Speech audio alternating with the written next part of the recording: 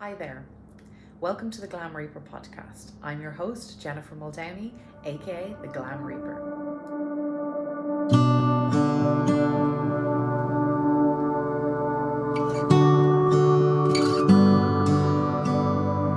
Welcoming Allison to the show. Allison is an incredible author and journalist. Allison, how many books is it now?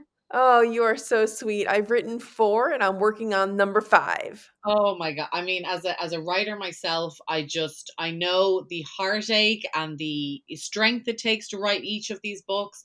And it is just such an incredible tribute to you and your determination in what will evolve into us discussing this topic later today. As you know, in the Glam Reaper, we talk about love, life, and loss, of which you have experience of all three. And so what I want Alison to do is give us a little bit of a backstory as to why you were on this podcast and how you and I came to know each other and the journey you've been on. Well, sure. I would say I come to this conversation, one, as a friend. I just so enjoy getting to know you over these years, and we can get into that, for sure. Yeah. But I come to this conversation from two different pieces of my background. One is the personal, and the other one is the professional. And one really informs the other. So, from a personal standpoint, I've had my own losses. I've lost both of my parents relatively young. I was a young adult when both of them passed away separately, but within a few years of each other. So I really started my young adult life, my career, getting married, having children without them there as my tether and as my guidepost. And so I really do understand what it's like to face moving forward professionally and also in my personal life without the two people who, of course, I wish I could share that and all of those experiences with. And then professionally, Yeah. I've been a journalist for years. I now write occasionally for the New York Times. Have written for many magazines and newspapers. I've reported and been a producer at CNN and MSNBC. And so I wanted to use all of my reporting skills and all of my research skills to start writing and researching and really telling the story about loss and grief. But really, almost as important as those is the resilience piece and how we can keep the memory of our loved ones alive. Absolutely. And so, I mean, one of many things that I so admire about you, Alison, and what you bring to the table is, well, first of all, I'm extremely lucky. I still have both my parents. And so whenever I meet somebody who, and obviously in what I do, I on a daily basis meet people who have lost their parents or are currently going through it. It always breaks my heart that you didn't have what I have still today. And so I can only imagine going through those absolutely epic moments of having children and getting married. And I don't have children, I haven't gotten married, so there's still that there. But anyway, it's what you've taken from your loss, and you've taken from your personal and your professional, as you said, and you've molded them together to, you just said you've written 4 books. You've on your fifth. Tell us about your books and what each one of them. I mean, I have a couple of them here, and what each one of them brings and gives back out into the world. Because you really took your grief and you shaped it and put it in a productive. Yeah, I would say all of the books really explore and really strip away any of the pleasantries around grief. So, if you want a straight shooter, if you want an author who's going to kind of tell you the way it is, I would say my books are meant for you. If you want platitudes, if you want poetry or psalms or blessings or something that feels a little bit more there, pat you on the back, it'll be okay. That's really not where I'm coming from. So, the first couple of books have been about the experience of, well, what does it mean to move forward without your mom and dad there as your guide? What does it do to you to be ripped open in such a way? And how does it impact the way you go into a marriage? How it impacts your relationships with your spouse? Maybe it's your feelings of mortality and how that really translates to how you actually raise your own children and levels of anxiety that you may or may not experience because of your loss exposure at whatever age you were. And so now, because of COVID 19, I've really started using that breadth of work and I've pivoted and I've developed these 4 new e-courses that are all on demand because I wanted to amplify what I was doing. I didn't want to just rest on my laurels of these books. Of course, I have a blog too, but it's the e-courses that I feel that are really in response to this moment that we are in right now. And I wanted to be accessible to as many people as I possibly could because before COVID, I would speak around the country, or I would travel, I would get on planes, and I would speak to a group. And while that was incredibly satisfying, and I love that work, there's something even just different and richer and just extraordinary about what we're doing right now, right, Jennifer? Like, we're doing a podcast, we're conducting this with technology, and you can meet a lot more people where they are, even if they are home, by doing the kind of work that you and I are both doing right now during this pandemic. And so I feel very fortunate to have been able to pivot and add to my work, not just the writing of articles or essays or books, but now doing these e-courses.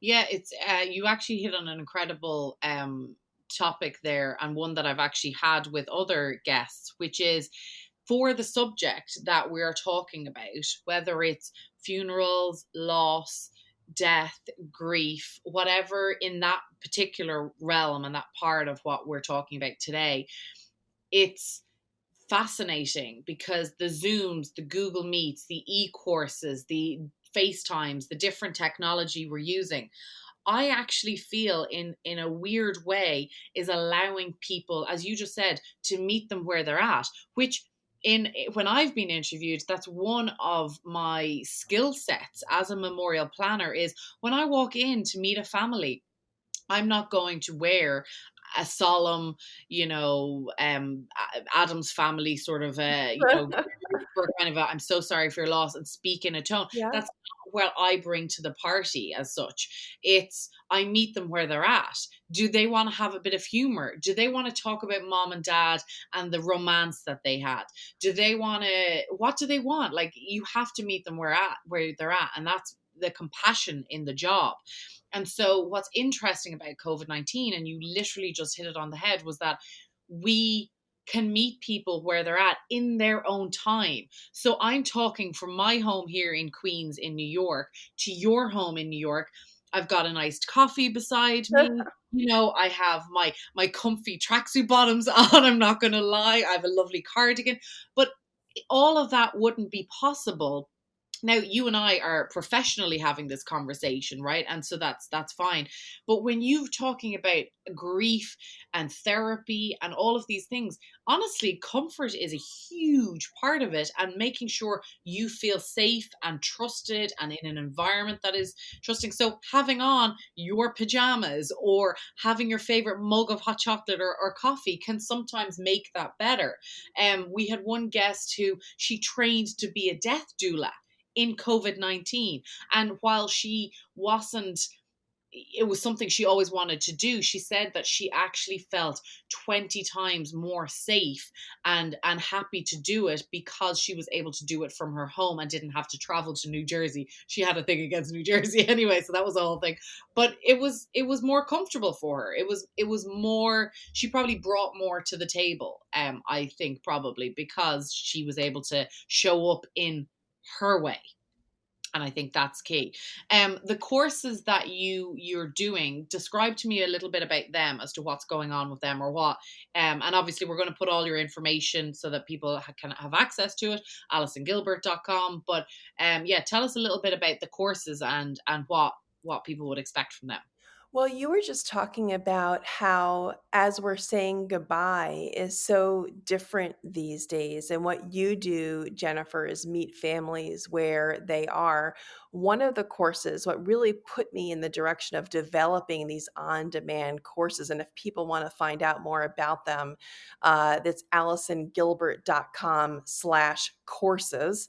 But the first one that developed during COVID-19 is literally about how to make virtual memorials, because of course so many families have been forced to design and create and organize these unprecedented ways of saying goodbye, where you can't be either with the person who you are losing because of COVID-19, but also for the purposes of the course, you can't even gather together as a family in the ways that you may want to derive comfort because of the pandemic. And so the how to organize virtual memorial gives anyone who joins this course the exact tools they need to design, create, organize the kind of memorial that will really honor your loved one the way you would have if it wasn't COVID-19. I think sometimes, a Zoom doesn't feel like it cuts it. You don't feel like you're honoring your loved one the way he or she deserves. And so I give you strategies. I offer opportunities to do things in a far more creative, I mean, you're creative, Jennifer, in a far more creative way that can really actually bring a level of intimacy that may seem surprising given the fact that it's virtual. So there are lots of ideas to make it feel more of that one on one connection that you might have had if you had a traditional wake or a traditional Shiva or visitation hours. I walk you through how to make this feel a lot more intimate. So that's just one of the courses, and there's three others. Okay. And are these, when you say courses, are they a 4 week course? Is it, do you download everything right now? And is it a list of 10 ways to do it? Or just to give people a bit of an idea of structure? Because Yeah, of course, course. Yeah. I think because of they're all grief related, I've made them very short. Nothing is weeks long. It is literally they're all less than 1 hour. They're all on demand. They all come with free downloadable resources that'll help you do whatever is the topic that we are discussing. You can get one course, two courses, or get all four, like whatever people want, they can cherry pick. The other courses that I'm doing, one is about anxiety and grief. And so if you are really struggling right now, and so many people are, if you want to learn more about the connectedness between grief and anxiety and really learn the top tips, tools, strategies, books, podcasts, meditations, things that you can do to really bring down the level of anxious thinking that you may be having right now, even the apps that I think are must have right now and that are free. These are all the downloads that are available with the course. And again, it's all less than 45 minutes of video content, and it's on demand. So if you're up and you can't sleep and you want to watch it at 3 o'clock in the morning, that's totally fine. If you want to watch it in the morning while maybe you have kids and they're finally in their Zoom class for school, if you only have that amount of time, then watch it during the day. That's why I made them on demand, and they're one shot deals. So you don't have to feel like you're in a sustained relationship with these courses, which I think is really, really important to do. So we have a virtual memorials course, we have a grief and anxiety course, again, both less than an hour. And the last two courses I am really super excited about, and I don't think there are these courses anywhere, Jennifer. And it's really about how to get some agency back in your life if you feel powerless when it comes to loss. And of course, that is how so many of us feel. Loss is out of our control. So, what can you control? You can control how you remember your loved ones. And so, those two courses that I am about to mention are all about that, how Okay. to celebrate your loved one, how to keep their memory alive. One course is about objects and heirlooms. So, those sentimental possessions that you have, how to organize them, what to keep, what to give away, what to donate. And if you do choose to hang on to many of them, what can you do with them to make them give you more joy, make you happier? How can you transform these objects into your current life? So that's one course about objects and heirlooms. And the other one is called Photos and More. We all have old photographs, scrapbooks, 35 millimeter slides, old home movies, VHS tapes. You get the idea. What can you do in addition to digitizing them? What else can you do so they can really spark the opportunity to talk about your loved one and say their name out loud? So, all these opportunities, the Photos and More course, and also the Objects and Heirlooms course, they're all about really, Jennifer, keeping your loved ones with you, staying connected. Which is, yeah, and I mean, Alison, to me, that's what you bring to, that's sort of what brought our paths together.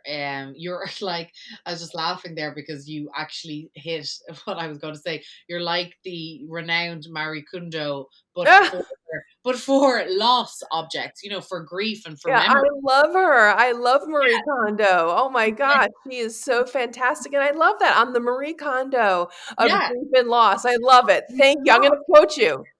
There you go. The Glam Reaper. You heard it here first. Great Oh review. my god, I love that.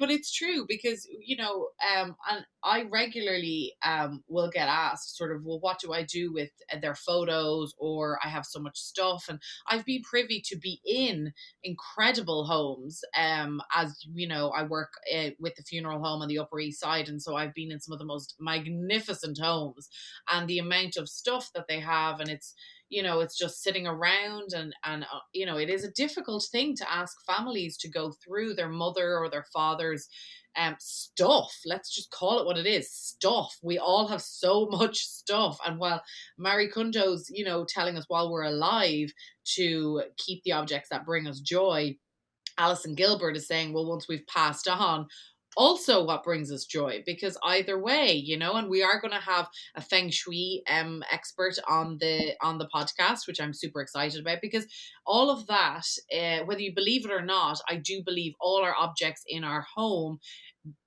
contribute to our moods every day. We don't even have to go airy fairy talking about energies and things right now, but it does. I mean, I am so attached to my family, and my mum is my best friend, and she sends me a card. She only, yesterday I got my some of my soup sauces in the post with a bar of Irish chocolate and a note card. And every time she sends me one of those, I put it up, and it gives me joy every time I see it because I feel her love. It's small things like that. COVID really taught me how items in my home, because we're all stuck in our homes right now, most of us anyway. And so I was very lucky. For my birthday, my parents bought me an espresso machine, Ah, and every time I have a coffee, Alison, I think of my parents. And I love that. it's a beautiful thing. And if I don't, again, we touch on this. I don't want to talk about it, or, but when my parents do pass away, which is inevitable, and as they would say, hopefully before I do, I will always have a coffee and think of them with that machine. It's like there are incredible things that we attach to certain people.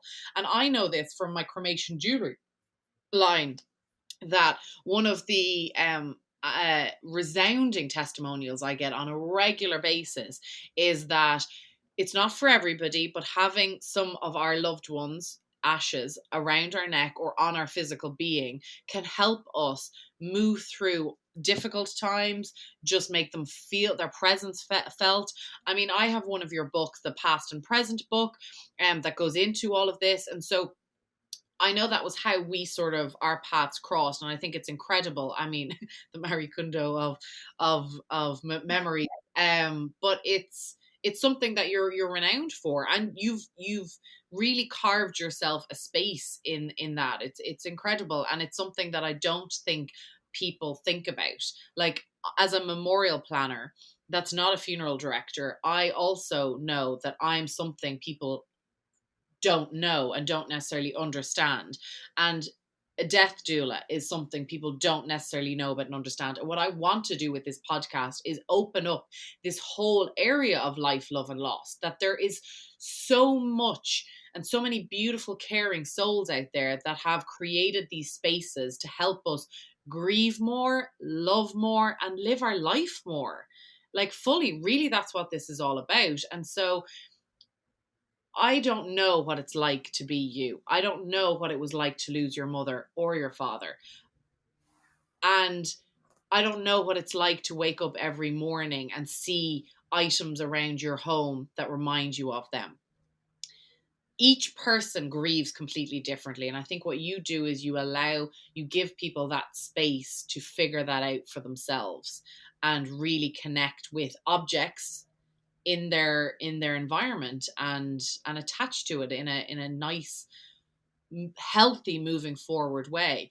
And it is interesting, there's a lot of people coming out in this space at the moment, and I think you're pretty close with one of them, Hope Edelman. She wrote a beautiful book. I can't remember the name of it now. You probably Motherless daughters. Yes. So she's absolutely making waves or has been in the grieving space. The modern loss gang, as I call them, they're another group. There's just so many people coming forward and talking about grief in an open way, which is just fantastic. What do you see as the future in what you're doing right now, and or and this general grief space where all these incredible women are coming forward and sort of opening it up for people, to give people permission? Well, I think the biggest initiative underway right now is that there is a growing movement underfoot that is very urgent, which is to get behind the first ever White House office of bereavement care. So there is a movement right now in Washington and around the world to approach and push the incoming Biden administration to really establish what will be the first ever White House Office of Bereavement Care. As the movement likes to talk about, bereavement care, how we get those services, who has access to them, who knows about them, that system is broken. And so, how can we work together? All of the authors, all of the speakers, all of the academics, anyone who is invested and really believes that there needs to be some sort of system, a federal system where we can kind of marshal all these assets and resources and bring them to bear to individuals and families who need them. That is what's going on right now. And so I am very proud to be involved with that movement. I am lending all of my energy and all of my support to making sure that it has a fighting chance. I think it does. And I would welcome all of your readers to learn more and get involved. There's a petition online. The nonprofit that's behind the initiative is called Evermore. So if you Google Evermore, grief support, Evermore White House Office of Bereavement Care, you will find the petition. Sign your name and let your voice be heard. And so I feel like the time could not be better for this. And I am just really honored to be a part of the movement. Yeah, that's absolutely incredible, and I think it has a lot of potential now, especially with the current president who's coming forward with his own experience with bereavement. I definitely think we're going to see that impact his time in the office. It's definitely something that should have resources lent to it, and I think with COVID, I mean, I read there recently that, and I was just about to say it, and I'm speaking to the right person. 9/11 was such an iconic moment in history, in American history and the world. 3,000 lives, and absolutely it got the weight of the world behind it, the grief, the support, and yet we're still counting the amount of casualties and tragedies from COVID-19, and it's just gone beyond. So the fact that we are not addressing the grief for that, and yet we do for the likes of 9/11, is absolutely needs to be addressed, and it's incredible. And we'll put all the links in for Evermore and everything, that people can add their name to it, because it needs to have it should have its own official office. It's an official part of being a human being, being an American. It's grief has been, I think, probably one of the most felt emotions in 2020. Yeah, With and I think a lot of the healing power from grief, even if you're anticipating a loss, even if your loved one is going to die next week and they are really at the end of their life, that doesn't mean that the actual loss is going to be easier because you anticipate it. What it means is that you still have that same sense of powerlessness, because the end moment is always unknown. You don't know exactly when that loss will occur. And the powerlessness is really the opportunity for the pivot. So, how do you replace being powerless with having a new sense of agency? And for me, what I believe is that you regain power after loss by by making the decision to keep the memory of your loved one alive. Now, here's the trick, Jennifer, no one is going to do that part for you.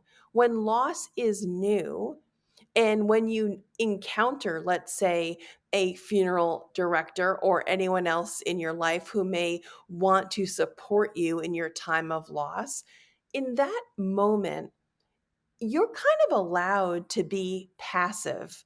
People come to you with the support when loss is fresh, when loss is brand new. What happens later is that the work of remembering, it cannot allow you to be passive. No one is going to do the work of commemorating and keeping your loved one's memory alive. No one can do it except you. But we don't have the tools and we don't have the resources. And that's why I wrote the book, Past and Present, Keeping Memories of Loved Ones Alive. That's why I wrote 85 different ideas in Past and Present, Keeping Memories of Loved Ones Alive, because who knows how to do this work? Yes, of course, you can go to a cemetery. Yes, of course, you might want to distribute the ashes, and you can, of course, do those things. And those are wonderful opportunities. What I am talking about is what comes after. It's the and. What else can we do? And what else can we add to our toolbox to make sure that our memories are actually, not only validated, but heightened? And so that's why I have put together these brand new on-demand e-courses. That's why I've written the books. I believe so heartily, because of my own personal experience having lost my mom and dad.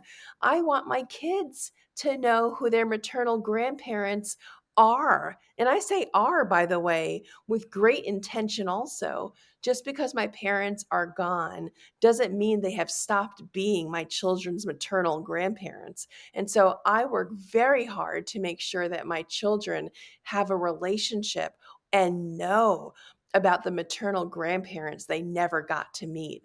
And so this is my work, this is my passion. That's why I put together these on demand e courses. I just love helping people solidify these bonds. It's really important. I mean, it absolutely is. And you hit on something there that I think is a whole other podcast, which is that words can really mean a lot. Whether it's are, or they, they are the maternal grandparents, or were, and so words and the spoken word can especially be quite important when Yes, talking. yes, yes. So just to wrap it up, so we're going to leave all the information and all the links in the podcast.